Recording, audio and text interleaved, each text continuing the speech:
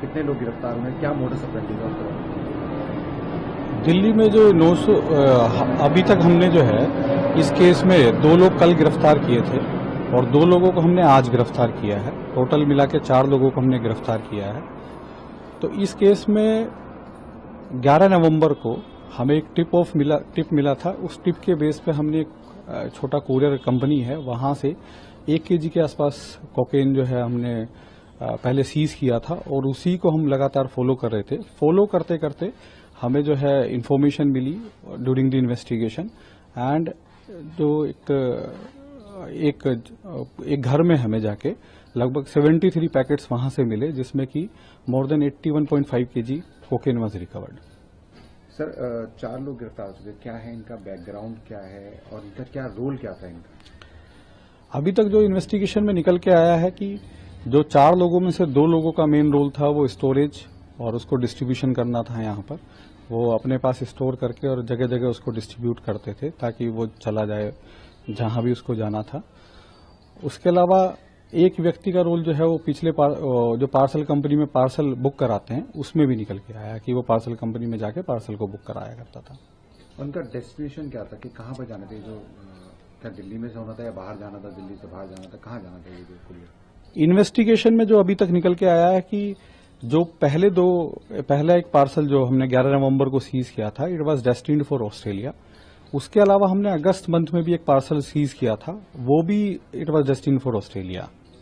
और अभी तक की इन्वेस्टिगेशन में क्या लग रहा है कि इसके पीछे कौन है? मास्टरमाइंड क्या अभी तक जांच में सामने आया कि कौन है मास्टरमाइंड, कहां से वो ऑपरेट कर रहा है?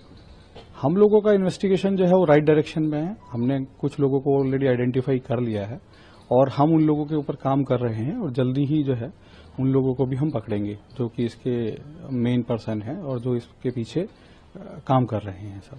सर, अगर आप बताना चाहें कि किस तरह से इन्होंने पैकिंग की थी कि ताकि पता ना चल पाए आप बचने के लिए कि स्कैनर में ना आए, कैसे पैकिंग किया उसके बारे में अगर आप बताएं। जो पैकेट हमारे घर से रिकवर हुए हैं उसमें देखा गया कि उनकी 6 लेयर पैकिंग थी।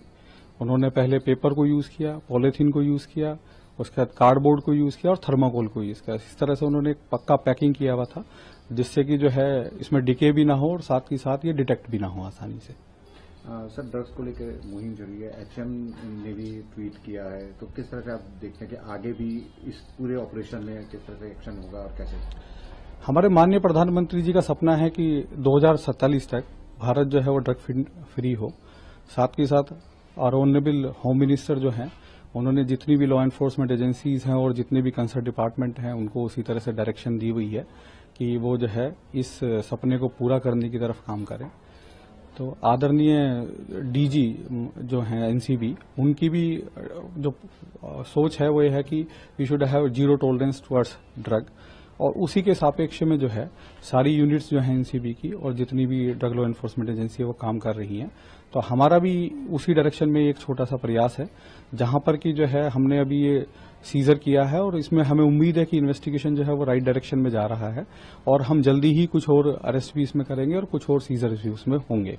तो सीजर की कीमत कितनी होगी एक्चुअल में, और क्या इससे पहले भी कहीं इन्होंने बाहर भेजी है या कुछ अभी तक इन्वेस्टिगेशन में है?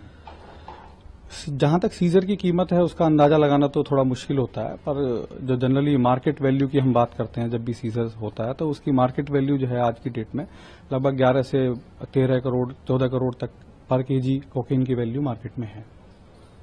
Thank you. Thank you.